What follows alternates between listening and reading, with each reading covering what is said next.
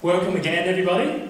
We're going to have a panel session now with our star lineup. Before, as you heard this morning, we've heard from a number of professionals from different areas, all contributing to the mental well-being of our young people in different ways. So now we're going to invite them all up again, and additionally, we're going to be joined by Mr. Raymond Taite from the Adolescent Mental Health Unit from the RBWH Hospital, and also Tanya Bell as well, Sergeant Tanya Bell from the Queensland Police Service, and then all our previous speakers as well. Please welcome back.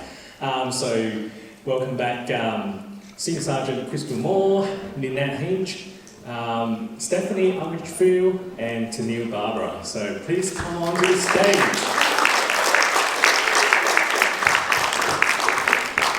We have some very comfortable seating for our panel. So I'm going to start asking a couple of questions to start the panel off, and then we are going to take questions from the audience as well.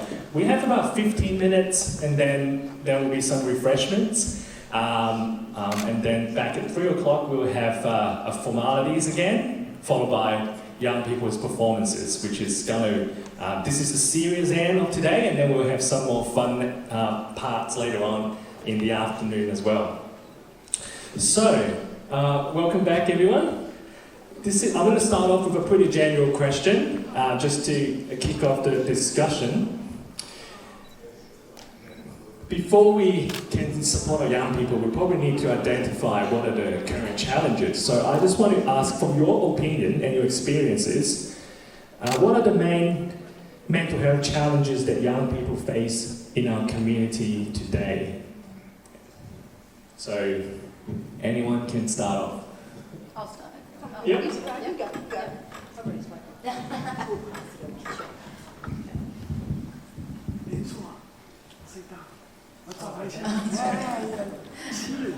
Good listen.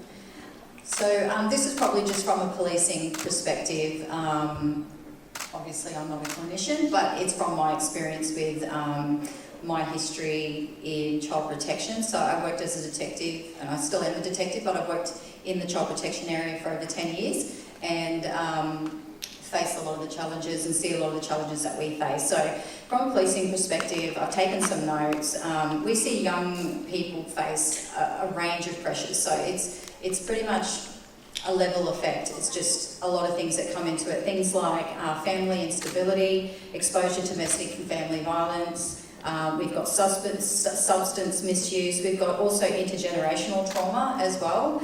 Now, on top of that, we have the constant pressure of social media, which is a word getting around everywhere today. It's a constant effect that we have against our youth, which can be an issue, which it also relates to cyberbullying, exploitation, and in comparison measures. So self-identity, how they feel about themselves, always viewing social media and things like that. Many young people tell us they feel isolated, and that usually comes from being surrounded by peers and cultural disconnection. So sometimes they can just be culturally disconnected to their own area. And then the absence of positive role models in the families, which is a lot of breakdown of families these days. So having that vacant positive role models, we want to reach out to the community and our external agencies to help assist moving forward with that. And then it's really just one factor. Like I was saying, it's a layering of stresses that can overwhelm a young person's ability to cope with those things. So, yeah. Very well done. I think you answered the question. Because I would have just said, people feeling very isolated, and they're trying to fit in with the peer group, so there's peer pressure, and they don't feel like they're coming up to the standard, and then they look at the social media and they see that Jane is having such a good time, and why aren't I enjoying my life like Jane? And so it's a comparison thing, and also wanting to fit in, and also the brains, they haven't really formed as adults. They're not children, but they're not adults, so it's a very awkward stage to be in. Yeah. Thank you. I think expectations from either themselves, other people that they know, living up to those, feeling that they're not living up to those, being very self-critical. there's some really tough stuff. It's tough to be a teenager. It's tough to transition in their development and know what to expect, and even to have any sense of stability about how they're feeling. Am I supposed to be feeling like this? Am I not supposed to? That whole self-questioning. So I think any anchor that we can support by giving them voice and giving them support and validation is where we should be working, because I think it is very, very hard to be a young person. We see a lot of transition in family makeups and profiles, and what is my family like depending on what other people's families like. I think one of the things we should all accept is there's so many different ways to be you. The trend is going this way. Yeah, it's a good trend.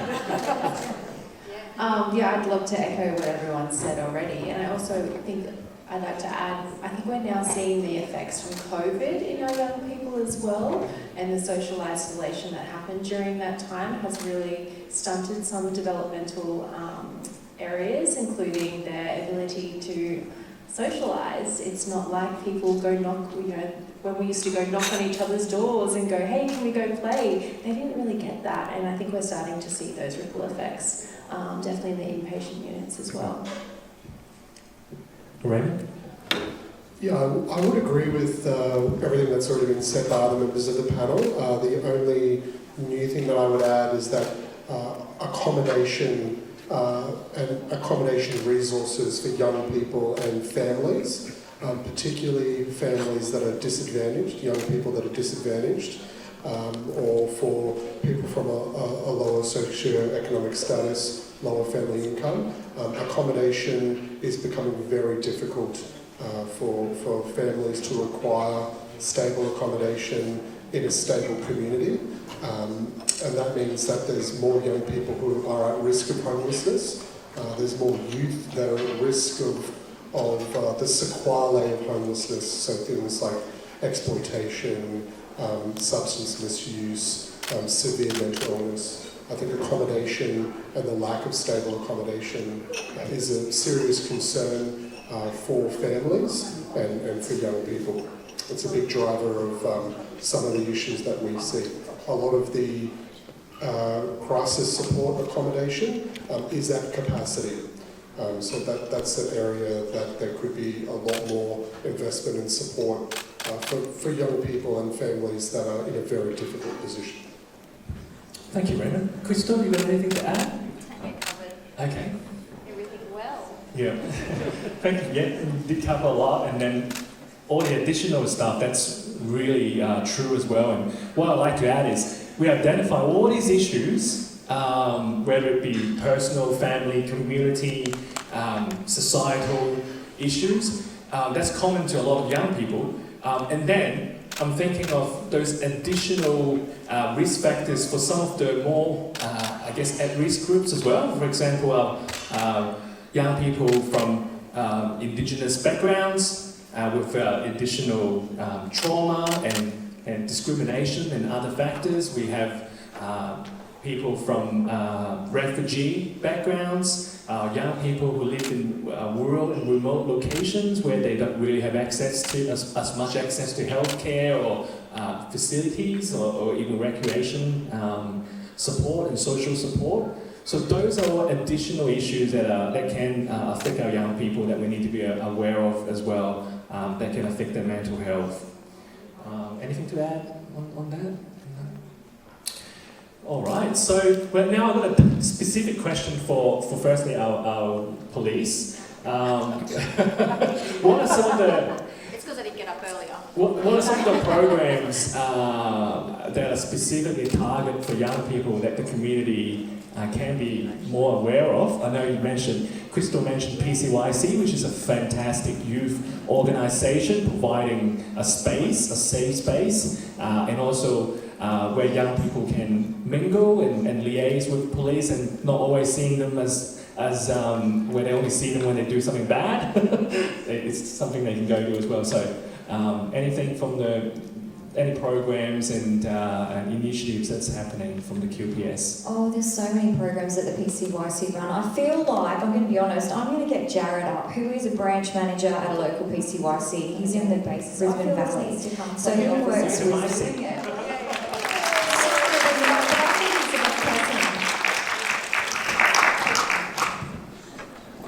Sorry, Put you on the spot, Jared. No, that's okay, thank you. I might just temper expectations a little bit and say that it's not quite thousands of young people every day. But yes, I am the Youth Club Programs Manager for Fortitude Valley PCYC, and so my role is to oversee and facilitate the programs that we run in that PCYC. PCYC as a whole has programs aimed at different intervention levels for young people.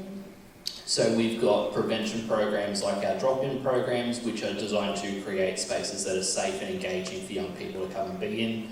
Senior Sergeant Moore mentioned those in her speech before, where we open up our facility. It's freely accessible for those young people. We provide food, we provide physical activity and recreation and opportunity to socialise, both with peers and with mentors, myself and community volunteers. And it's an opportunity just to come and be and engage in a positive environment.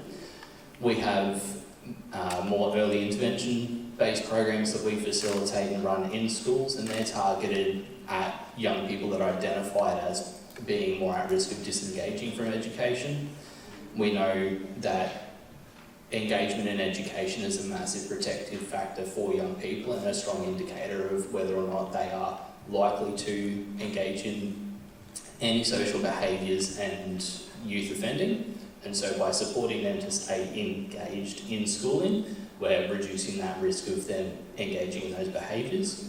So we do targeted programs with small groups of young people focusing on developing their soft skills and promoting their ability to engage and remain in schooling.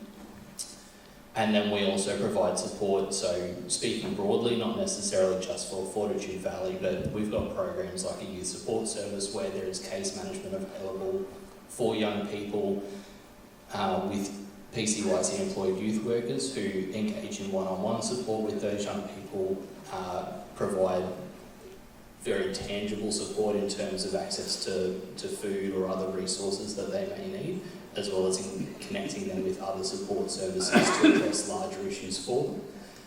And then another one that was mentioned earlier too was our Breaking the Cycle program. So that provides an opportunity for young people who otherwise would not be able to get the support within their normal circumstances to obtain their provisional licence. We support them to actually get that driving experience, get the required number of hours to obtain that, and that then obviously increases their opportunity for employment, because a lot of the time travel and transport can be a major barrier for that. So by helping to support them to obtain that licence, we remove that barrier and increase their opportunity. Thank you for that. That's a really comprehensive snapshot of what you do, and even just saying it, there's a lot involved. So actioning it is a lot of work, I'm sure. So thank you very much for that. Now I'm going to jump the question to Raymond now. Raymond, you lead a lesson board, so pretty much the pointy end of mental health service where the most serious and unwell young people go to. It's not an easy job. That's why I work in the community, because I do a little bit of work in the inpatient, and it needs a lot of patience so from your perspective, what can we do, I guess, to kind of, from your years of experience and understanding, what can we do in the community, not just from the police, but from the community in general, that can potentially reduce young people having to be hospitalised, to be in that pointy end that requires you and your team's care? So that's a great question. It is a very difficult question. I do think in my years of experience working in adult mental health and the child and youth mental health areas, I do think that one of the areas of need in the community is family work. I think there's a huge need for really high quality, distributed, widely available family-based health programs. I think that we, as a health organisation, we place a lot of emphasis on the clinical concern or the presenting complaint, the clinical journey in front of us. But there are often concerns or difficulties with a young one that would be better engaged by the family within the family unit. But families do not have the resources to often support young people to the level that's required. So there are some great resources in the community to support people who do have serious mental illness and who care for people with serious mental illness. The NGO ARAFME is a fantastic organisation. They do a lot of great work with family members and support people going through mental illness and caring for people who have major mental illness. We have, and I definitely have referred families and young people towards to family work in child and youth mental health services, so community-based child and youth mental health services. Services like Relationships Australia, local counselling services run through community centres that support families to learn additional skills to provide for each other, but for the young person with a serious mental illness is highly beneficial towards a young person's recovery. I really want to place an emphasis on the role of communities and family when it comes to providing better care and support for young people. And it can be very difficult because some of the families that we work with have had severe intergenerational trauma, severe difficulty. And it's not, you don't know what you don't know. You know no other way of being. And I often say that to young people who are having a really difficult time about changing behaviours, but it's also true for family members. If there isn't an auntie or a grandma in the picture, it can be a very difficult situation for a young family or a single parent family and for the young child or young person who has mental illness and needs support from that family and needs to go into recovery. So that is a great point that you made there, Raymond. I think I'm nodding like profusely, and same as mine. the police on my right and all the other fellow colleagues in mental health as well. The family, it's where it's at. It's very important to the fabric of maintaining good mental health starts from the family. So thank you for raising that point, and that's from your experience in adult and adolescent mental health wards as well. So where you work on the Pontian, like I said earlier. Probably run out of time. We don't want to take people away from the cookies, but I would love to ask each of our panel speakers to share what do they do to keep their mental health to a good shape. Just one thing that you can share, particularly a lot of young people who have just joined us as well, that you do. Crystal, would you like to start? So I recently just started, I do fitness, but I recently started yoga, a recommendation from one of my sergeants in my team, and it is the best thing I've ever done. I've been doing it twice a week and I love it, so that's been good for my mental health. I would have to agree, but I like getting back in touch with nature. I think being outside, taking in all the elements, just natural elements that's free for everybody, so there's no excuse not to. That's my key. And put your phone down, look up, look at the sky, take things in, put your phone away, and if you can't, set boundaries, timers. I'm going to put my phone away for an hour and engage here. Like, it's really, really important. You should say you started riding a bike. Oh yeah, I got my bike out of storage and I started push biking up to the shop instead of driving my 2 minutes. So saving money as well is great.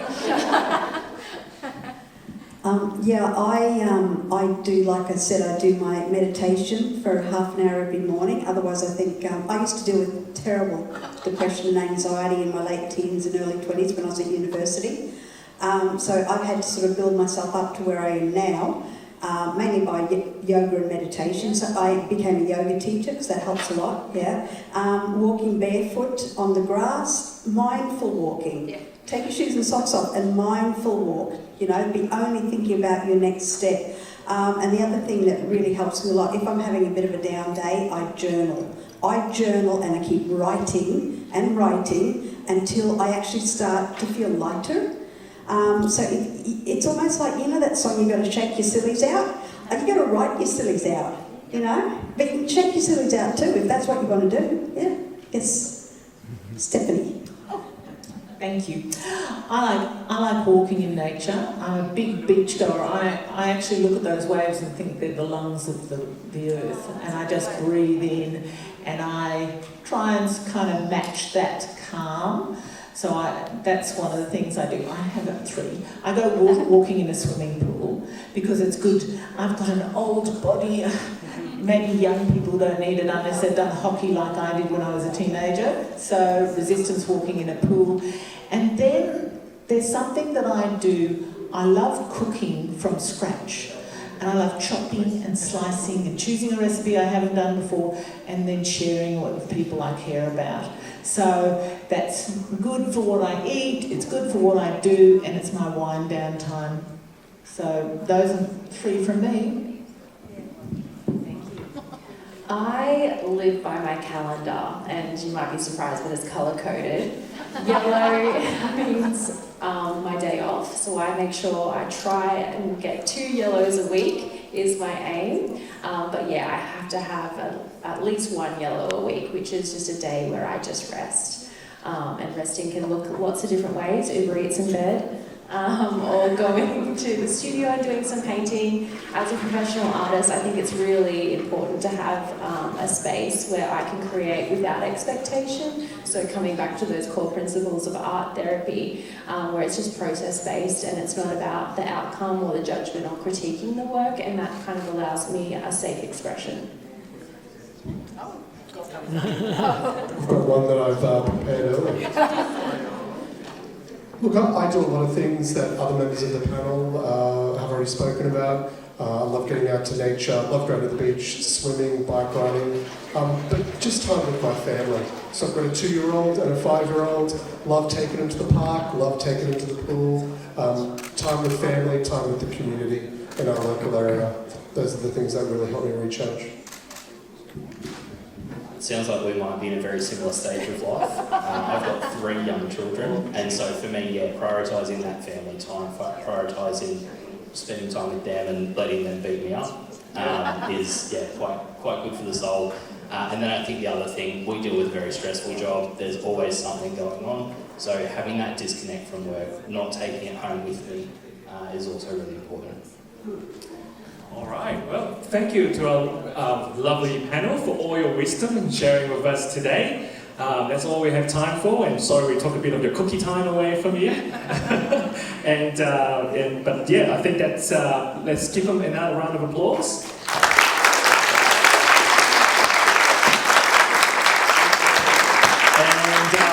I think our host James Martin's here as well, so good to see you. We'll hear from you shortly. But I think that that is the formalities for now, and enjoy your afternoon tea. We'll see you back shortly.